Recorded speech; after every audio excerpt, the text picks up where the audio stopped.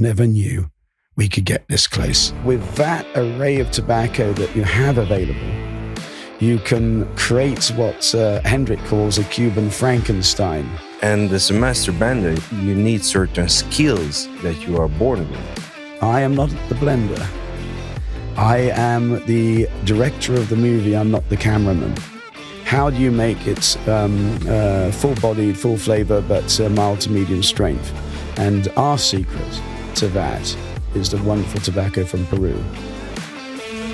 OPERA Cigars. Hello, everybody. This is OPERA Cigars Podcast, the very first of its own. We wanted to start making videos for you, not just in Hungarian, but also in English for the international audience. And today we have a very, very special guest in here, who is Jeremy Casdagli. He's been spending a couple days in Hungary. Let me introduce him to you, and welcome him here. We're going to be talking about cigars, of course, in the next more or less 1 hour. And hey, Jeremy, this is your very first time in Hungary, in Budapest. Let's talk about it. Well, let me introduce myself. Yes. I suppose I better say to everybody out there in the audience, thank you for watching this, and obviously a special thank you to OPERA Cigars for hosting this today, and my dear friend Peter Fusi, who's also making this possible for bringing my cigars to Hungary. Thank you. Thank you, Jeremy. What do you think about the Hungarian cigar scene?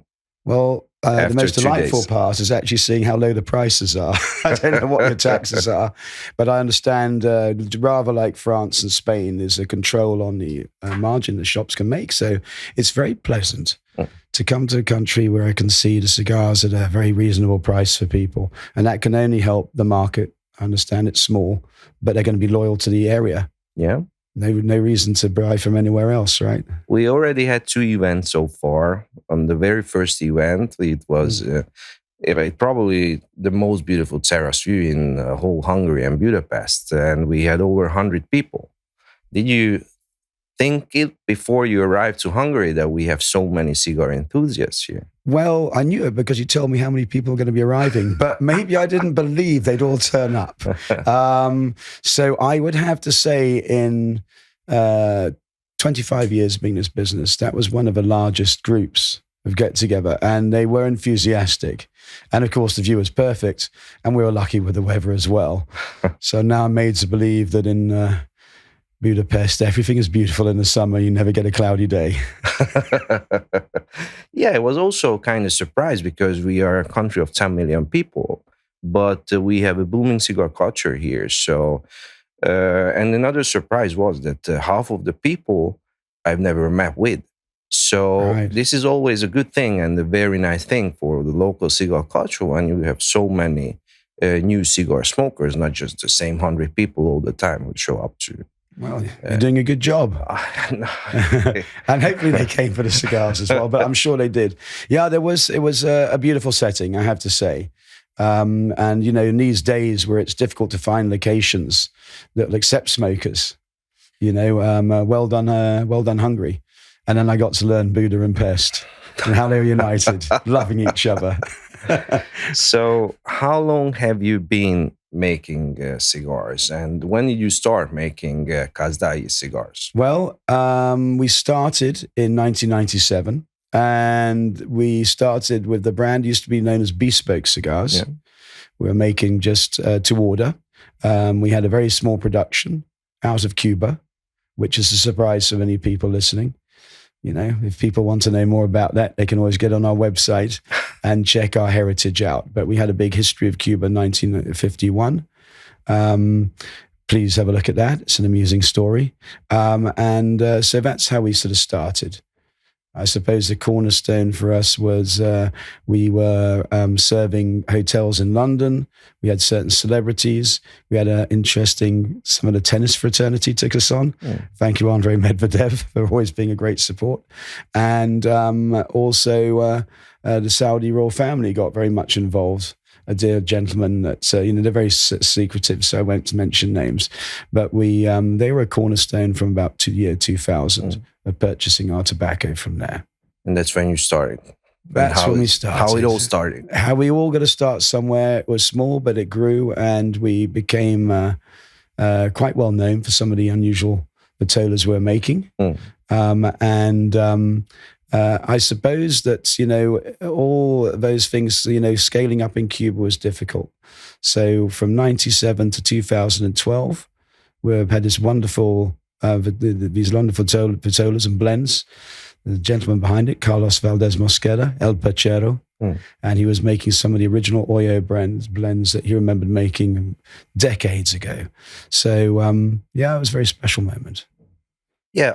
So in Hungary, we always, as a retailer, we are always in a tough position because we've never really had a great Cuban cigar supply. Our Cuban cigars are relatively more expensive than in other European countries, and we are always struggled at what else we can offer to the customers when Cuban cigars aren't available. And as far as I've heard and as far as I know, and tasting all the Casdagli cigars, it's a perfect substitutor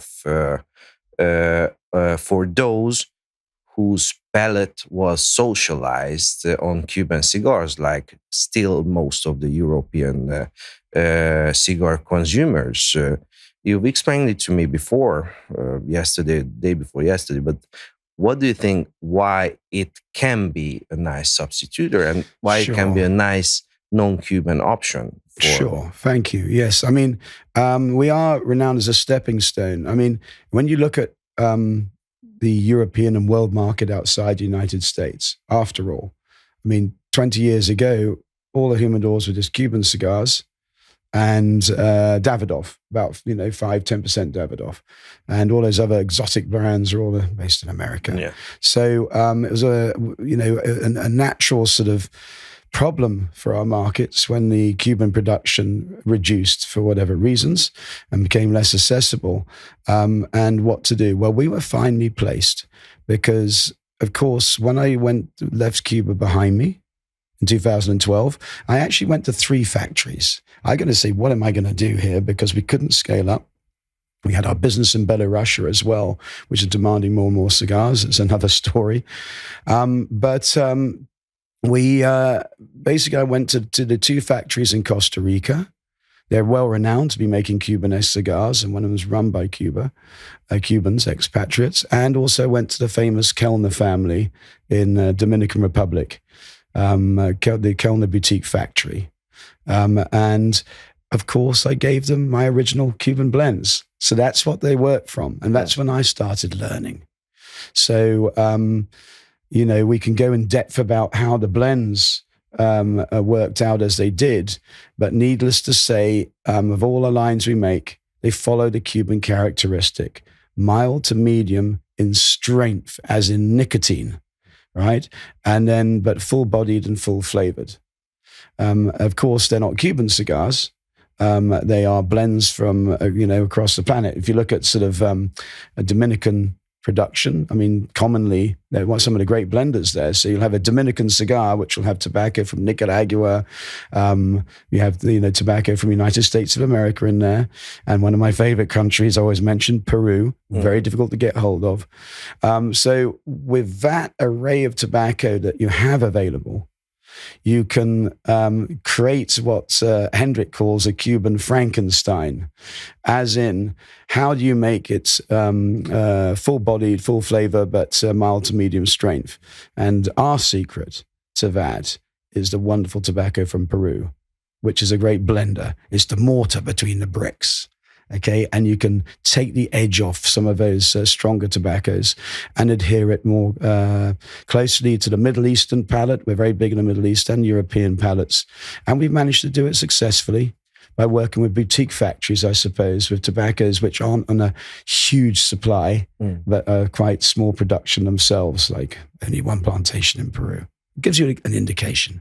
Because the strength and the flavor, in case of your cigars, is in the top of the cigar and not in the bottom of it. Because usually, in case of a Nicaraguan cigar, the strength and all the strength is in the bottom of the cigar. So you mean you were talking about the foot? Yeah, the foot of the cigar. So as soon as you light up the cigar, the flavor and the spice kicks in, and some of most okay, like still most of the European cigar smokers are gonna feel after it that it's too spicy and too flavorful for them. So that's why they keep saying that they're gonna stick to Cuban cigars because the Nicaraguan cigars are too spicy for them. And in order to keep working on the improving the Hungarian market, we also got to think about that what cigars we can recommend for the Cuban cigar smokers if they would like to start smoking non-Cuban cigars. Yeah, I mean, we talked about it earlier, didn't we? Sort of, I had the luck by working with the Kellner factory, Kellner boutique factory run by Hendrik Kellner Jr., of getting to know his dad, the great Henke. And whenever I go to Dominican Republic, Henke Sr., who was the face of Davidoff for many years, but above that is one of the great tobacco engineers, as in growing the hybrids. He's very famous for Yamasa and his tobacco from Yukome. He explains this situation to me, and I'll make it very, very simple, about how difficult it is for Cuban lovers to get to know New World cigars, which have taken over the European market and starting very much in the Middle East. Due to the fact that the lack of Cubans available, people are making the step. Now, as Henke Sr. explained to me, of course, we know how the tobacco plant looks. We know that the tobacco that gets the most sunshine sitting at the top tends to have the most flavors and the strongest as well. But of course, naturally, sunshine is wide and it'll hit the sides of the plant as well, so that each leaf which you look at, be it the Seco, Velado, Viso, whatever, and even the Ligero, naturally at the tip of that leaf is slightly stronger than closer to where the actual stalk is of the plant. So when, as Henke's explained to me, he said, Jeremy, you've seen how Cuban cigars are made. They have the habit, which is a good one, that they do for themselves, their taste, of slicing off those top parts of those leaves and bunching them in the head of the cigar, the bit you put in your mouth, right? So that means you start with this milder taste and it builds up and gives you a little bit of an extra zing at the end. Think of smoking a Vinoil de Monterey Double Corona. It's a great example of that. Whereas in the New World, they actually bunch the leaf in its entirety. So hence the strongest part of those leaves going into the blend are sitting at the foot of the cigar. And as Henke says, that gives you the flavors and the blender's intent straight away. And it makes it a little bit more consistent running through. All makes sense and both are good. But it's that extra step, the first step that you'll have from a Cuban smoker, might be a little bit too much to initially puff on, but they soon get used to it.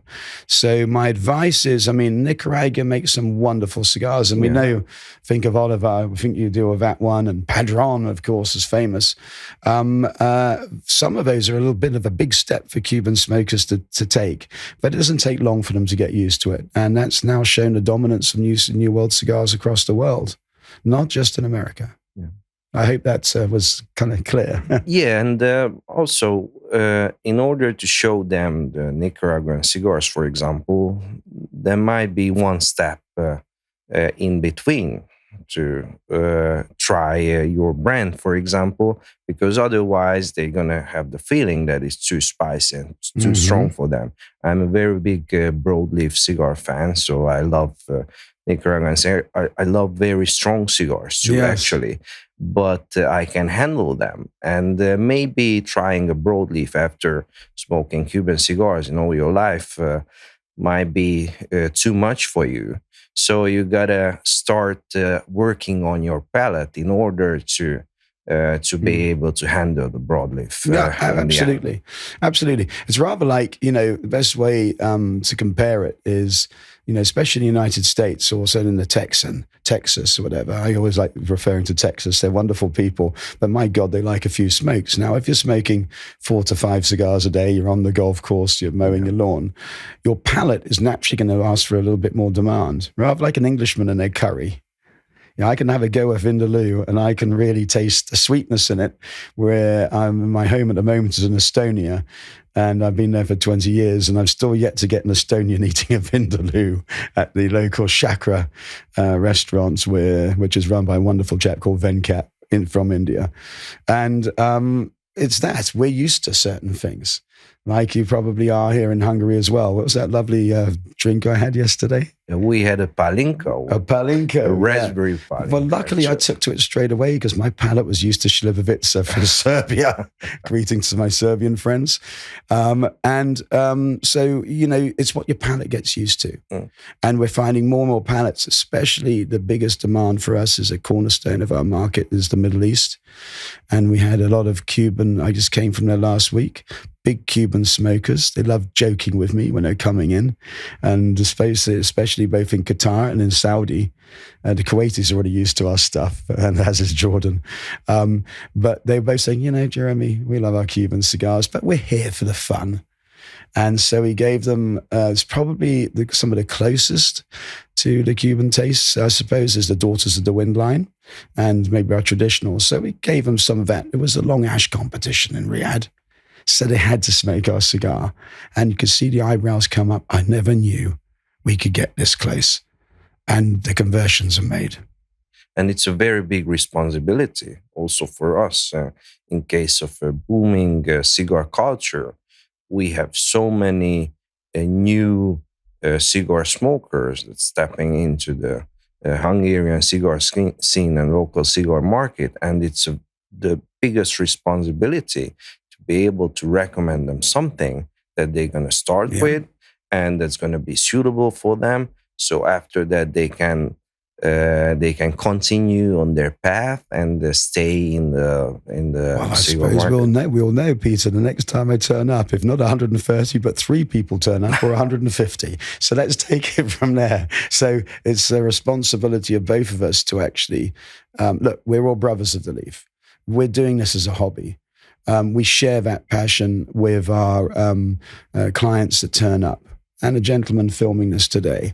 We're all part of the same thing. We're not car salesmen just for profit. We actually love what we do. And the interesting thing is with a lot of the legislation that goes against us, and my God, in Europe it does, it's still a growing product. And especially younger people coming in to smoke, you see more and more. So we're doing something right. Hopefully. Well, like I see. We will see in the long term. So the viewers are always interested in these behind-the-scenes stories, Right. Life of a cigar maker. Are you blending the cigars? How your daily life looks like? I've just heard that you're going to Peru for the first time. Are you the one sourcing the tobacco? Are you the one blending it? You're probably not the one rolling the cigars all the time. No, they all look like figurados, but the wrong kind. Figure upside down figurados, let's say. So we are very curious about it, and we would love to hear. This is a very important part because, I'm rather like, as a brand owner, my responsibility is obviously selecting the blend at the end that's going to go into our line. My responsibility for our brand is we work with the 3 factories, and it all kind of works the same on the 3 of them. And that is, prior to going to visit the factory to set up a new line perhaps, or just to smoke some of my existing stuff, is that I would give them the vision of what I'm looking for. I tell them what I need as the vitola. If it's a new line, what the inspiration behind the line name is, and also the vitolas we're going to make.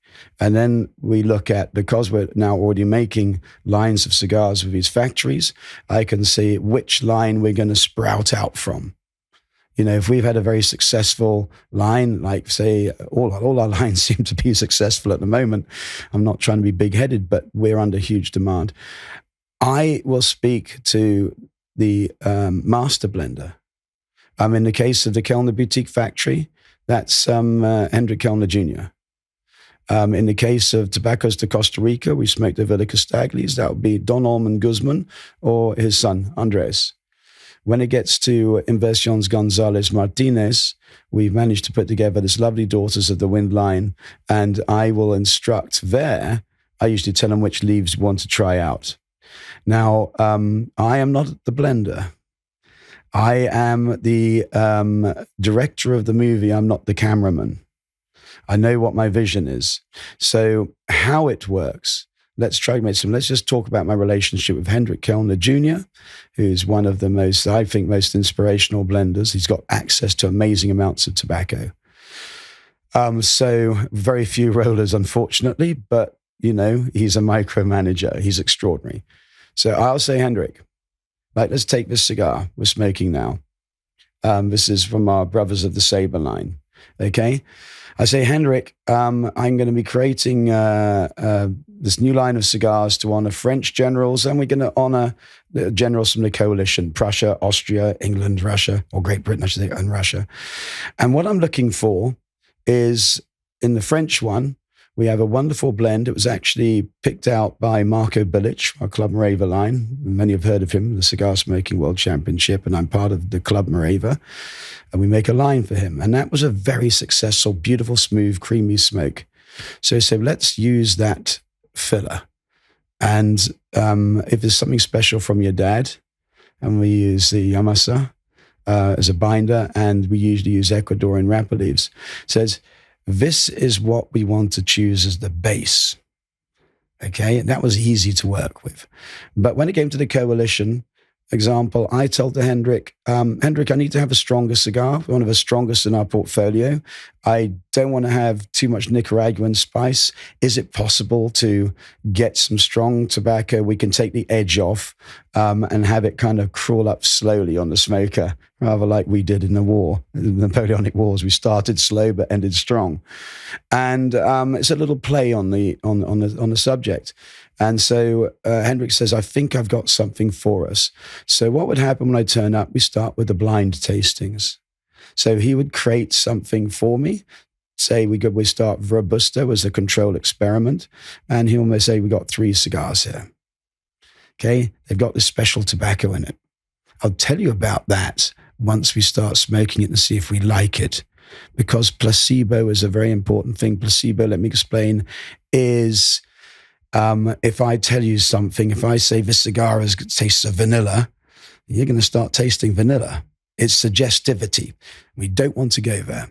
So we start smoking, and with us, with Hendrik and I, we have this communication now that's so close that from 12 years of working together, that he kind of knows if I'm suggesting something, what my palate is like. He knows it because every cigar I make, I've got to like. I cannot just make a mass cigar because I think it's going to sell. So, and if I won't smoke it myself.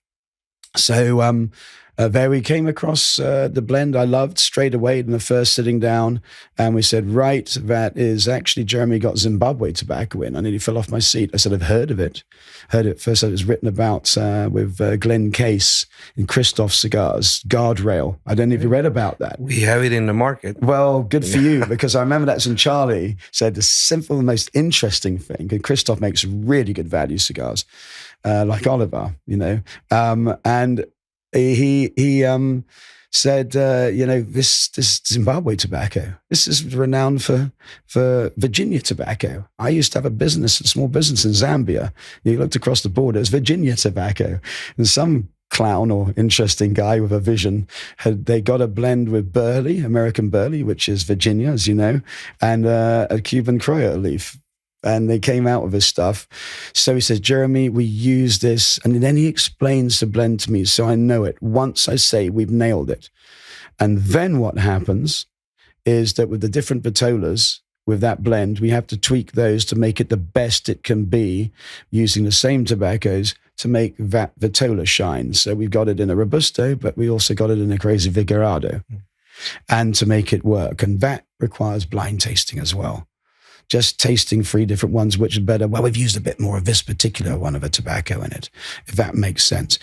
And then, what is a master blender? So for you out there, there's so many people suggest they might be master blenders.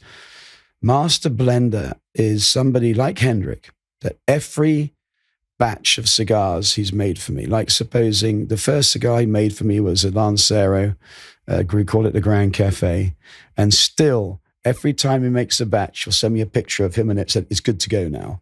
Because he's dealing with the same tobaccos, which if it's from the same harvest from 6 months ago, he's making it again, it's inherently changed a bit, hasn't it? Or it's from a different harvest, same tobacco, be it Nicaraguan Conde Gavizo, and then he's had to adjust everything around it to make it the same every single time, rather like the magician of Chivas Regal blends. So that is a master blender. It's keeping the consistency. I hope that makes sense. And as a master blender, you need certain skills that you are born with.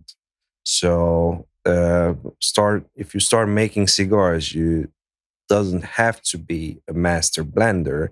You just gotta find out the story, and you gotta give guidelines to the master blender. And after double check that during the blind tasting, the flavor profile of the cigar, the new blend is matching your expectations. Well, I think you say what you're born with, and I think partly yes, and partly your experience, because you've got to be able to be a particular character. So this is what you're born with, who's a micromanager. Everyone's got to have a little bit of Asperger's in them, I suppose. But not only that, your palate has got to be so developed, and you've got to be really particular. I mean, you look around the world, there's master blenders there, and they are real magicians, and that requires a characteristic and also a dedication to the tobaccos, and I think also access to so many different tobaccos around them. And those people usually have that because they're the ones that you want to work with, and they have great experience. So yes, and also be able to read what your client wants. And we were very lucky as a brand, because when sitting with Don Allman Guzman and Hendrik Kellner Jr., we could give him that Cuban tobacco that we made with Carlos Valdez Mosquera, and they could figure out exactly what I wanted, because I didn't know what I wanted when I turned up to New World Cigars. To find out I had some United States Pennsylvania broadleaf in my cigar, I would have never chosen that. That's like an anathema to me. So, so that really helped me, that I had the starting point. Where a lot of others, I suppose, boutique brands, is that struggle to get it off the ground first, but they do, obviously, if they're dedicated themselves, and there's some marvelous stuff out there. So that was one thing. When it comes to Inverse Gonzalez Martinez, where we make Daughters of the Wind, and we have something called Dubois, dear Don Jose, my God, he processes tobacco and dedicates himself to the only tobacco plantation in Costa Rica. And what he allows me to choose the leaves. He doesn't smoke cigars, but he loves growing and processing tobacco. Go figure, right? But so I get to be an amateur chef with the best ingredients, and he has access to the Peru as well, which I love, as you know. And so I do the tasting of a tobacco, I'm smoking it, they can bust it in front of me, and so I can see how the aromas are and how it burns. And so there, I choose the leaves. I chose them initially for the Daughters of the Wind. I had the choice of 3 different Peruvian tobaccos, 3 different Cuban seeds there. It was Peruvian Perodoro, Peruvian Habano, Peruvian Pinar. I'd only heard of Perodoro at that stage. And on choosing them, the leaves, then it goes to their master blender. Okay, and what he does is then he gives me those leaves in 5 different renditions. Blind tasting. No, I don't know which one of the leaves I chose as king. Okay, so and I might reject all of them, and then another 5 is made, and then we get short-listed and eventually get there. So that's kind of how it works. You can make the perfect blend, but after a while, consistency. Yeah. We've been talking about behind the scenes in terms of tobacco, blending, and cigar making.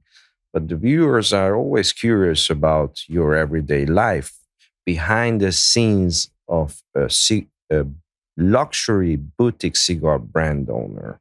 Can you talk about it a little bit? Oh, yes, pure glamour.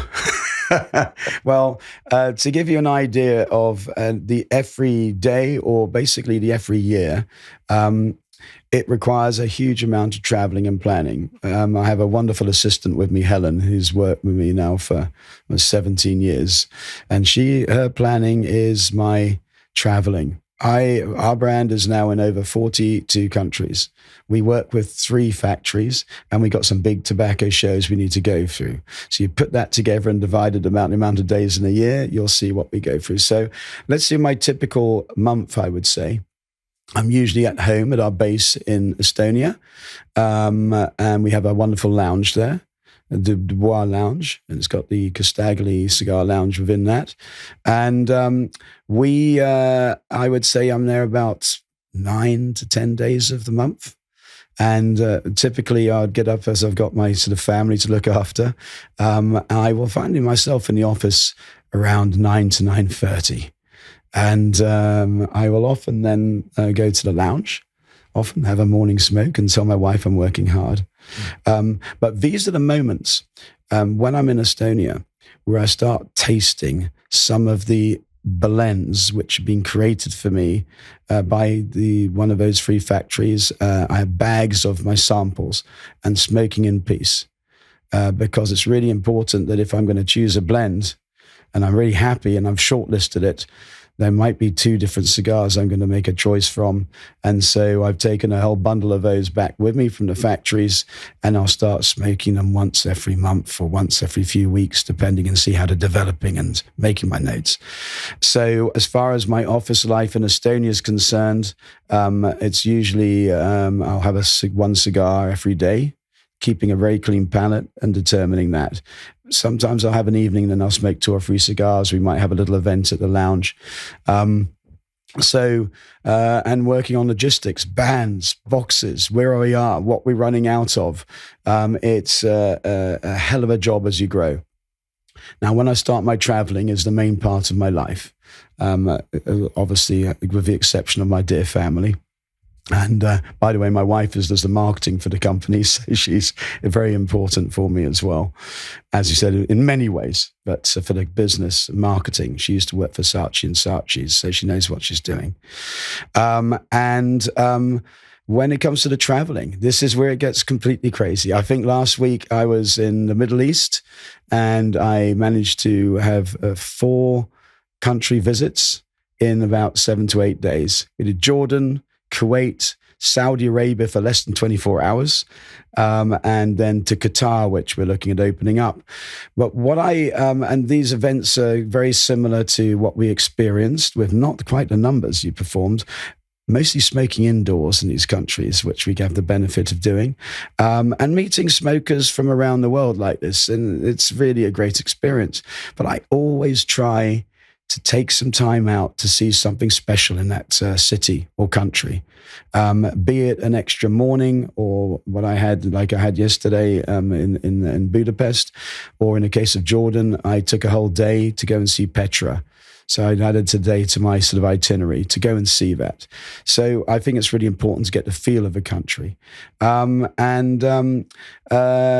will cover probably around about 15 to 16 countries in the year. And then I need to do my factory visits. And I usually do my factory visits in February. Why? You know that. The tobacco is at its height. And so I can see those fields, because often I'm visited there by some of my distributors. When are you going to be in Dominican, Jeremy? When are you going to be in Costa Rica? And some of the clients. So we usually have some guests with us as well.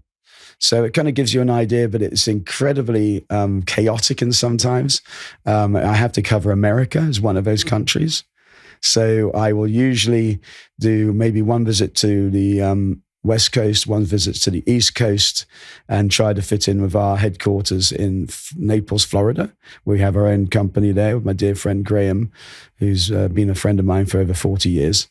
And we have our warehouse there in America. So it is manic.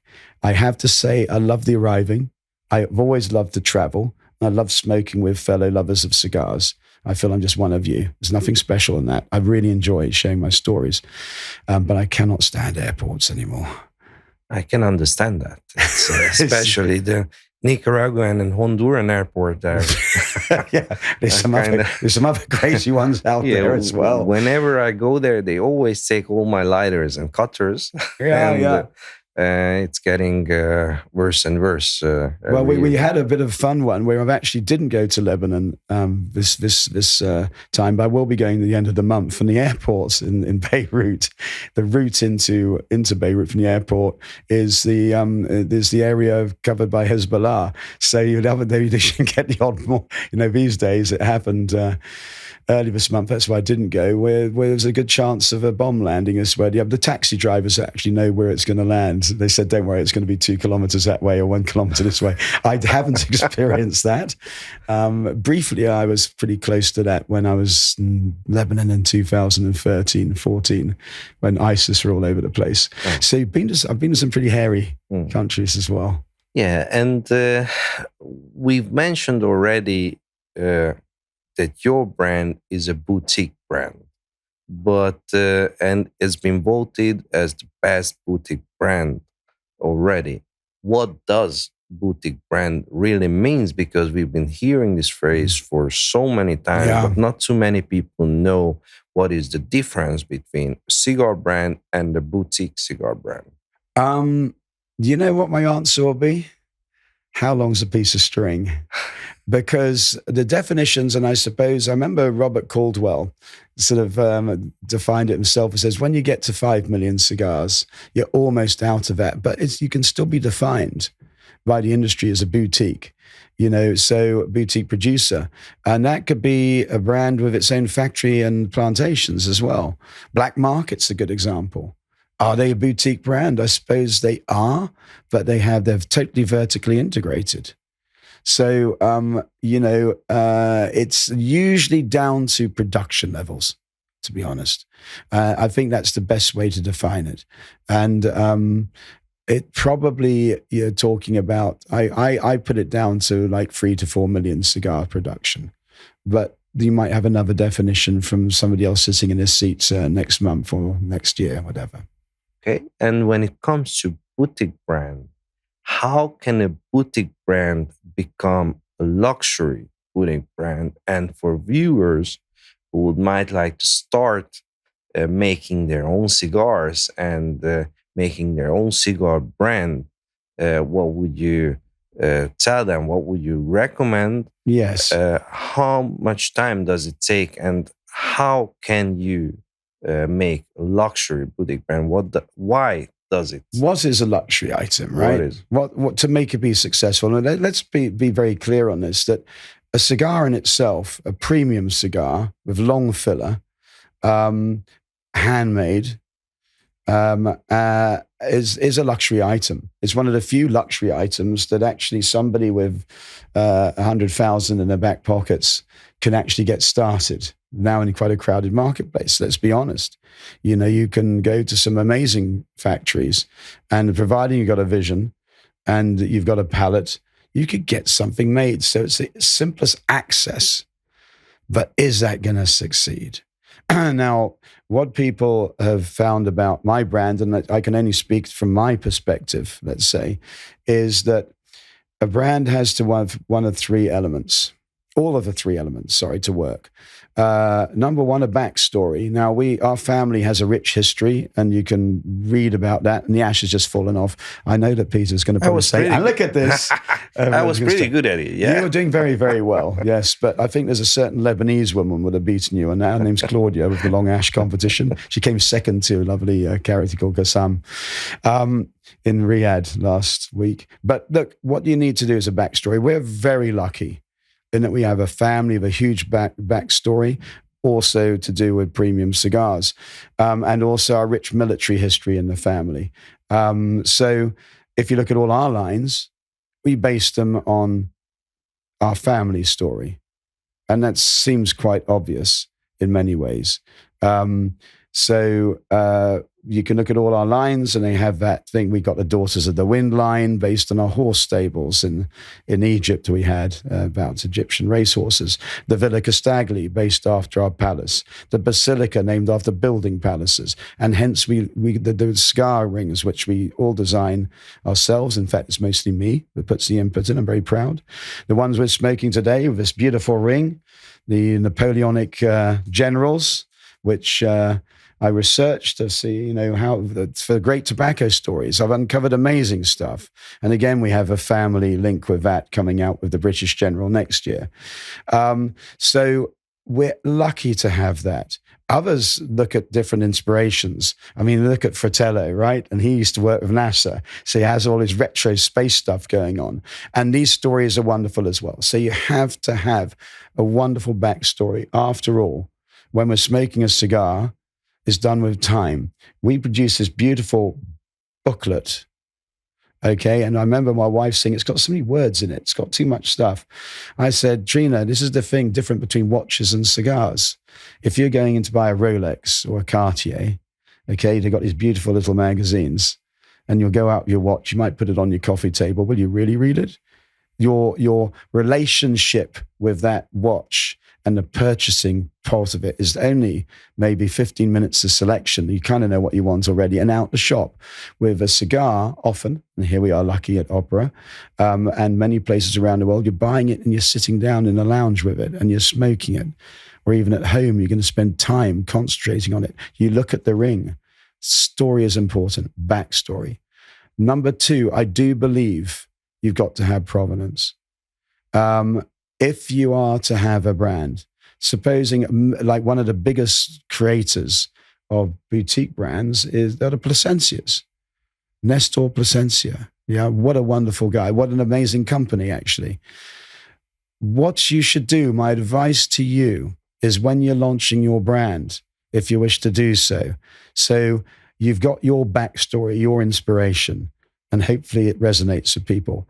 Then please, please, please put in headlights who you're making it with. If it's not your factory, don't just say we made it from our factory in Nicaragua, say, in this case. Talk about the Plasencias. Get your pictures taken with them, because these people are respected. People then know where the tobacco is coming from. And if you choose a little boutique creative factory, then get the story, understand the family, really try to connect with them, because so often this isn't done. And that's a big, big mistake, number 2. And number 3, the product's got to work. It's got to be good. You have to make it for your palate. If you mistrust your palate, you're in trouble. If what I like, and not a lot of other people like, you're going to have an issue. In America, if you're an American listening to this, you have such a huge market. You're going to find people that love it. They love you as a friend, so they want to love your cigars. But you have to feel it's something you can scale up with and has a wider view, but it's got to be something you like yourself. That's my personal view. I know certain brands have just gone from, once they've made their name a little bit, they'll go for a mass production, and they probably gallop ahead of where we are with production. But, we're a little boutique story. We believe that we got those 3 elements. Our tagline is luxury, elegance, and tradition, and that encompasses all of what I've just told you. And one of the things which made us a little bit of magic, I suppose, I've got a great, great love of Lanceros and Lonsdales, which was very out of fashion when I started.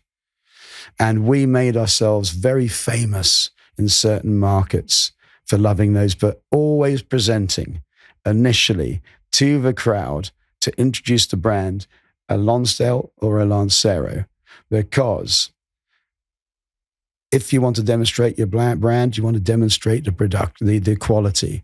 I can say we have wonderful quality, and then I give you all a Toro. I'm sorry, they're all going to burn well, unless you've got complete amateurs rolling it. But if you present a Lonsdale or a Lancero, then you're making a statement. Especially if people say, I don't smoke these. But that's for a tradition. You tell them about the tradition of those thinner cigars. And we touched on that yesterday with an amusing story we had in Moscow many years ago. So that's important. So my last bit of advice to you is, should you be making your boutique brand, even if you don't like a Lancero, get the factory to make a few for you to see how good their construction is. There's my answer. It's very important. And it's a very hard job for us here in Hungary to make Lancero, we told us, be popular again. But once they know, well, yeah. And it delivers the taste, and it delivers that fine hit to the palate. And that's why I love them so much. Yeah. I can understand. So I think that we heard a lot of interesting things, and it was a wonderful talk with you. Thank you very much for coming to Hungary. Hopefully, you're going to go back with very unique and nice experiences, and you're going to share all around the world with the industry that Hungary has a booming cigar culture, and we have great people here, and plenty of cigar enthusiasts that are willing to gain more and more experience in smoking cigars and gathering unique experiences. So thank you very much. It's been a great pleasure, Jeremy. And I suppose for those that want to get in touch with our company, direct and learn more. And by the way, that's one of the great things that Hungary has, is these young smokers, which are very high in social media. I'm an old fart. We have a great Instagram site, obviously Casdagli Cigars, which you'll find us then. I'm actually going to work on my own Instagram account a bit better, Jeremy Casdagli. But the savvy you guys have is great with this sort of world, because this is alien to me, social media. So our website, if you're interested, is www.casdaglicigars.com, and Casdagli. It's phonetic. And you can then also see who's working with us. You'll see my email address, and you can reach out to me personally and say what a bad or good job I'm doing. Wonderful. So now finally we can go and grab some goulash here. Yes, it'll be a first. We've been 3 days at it, but I'm a foreigner. I'm visiting here, and poor Peter says, "My God, I've been living in my country. Where the hell do I find goulash?" Actually, your mother always used to cook it for me. I had no place in my mind to grab some nice goulash. So lucky us that yesterday we had our British friends over there, so they could recommend a nice restaurant to uncover the best. Great. Okay. Thank you, Jeremy. Again. Thank you all, and thank you, Opera Cigars, again, and Peter for also getting the cigars available, and Opera for making this episode happen. Thank you for watching the video till the end. If you like this type of content, feel free to follow us and stay with us. It will help us grow it. Thank you. OPERA Cigars.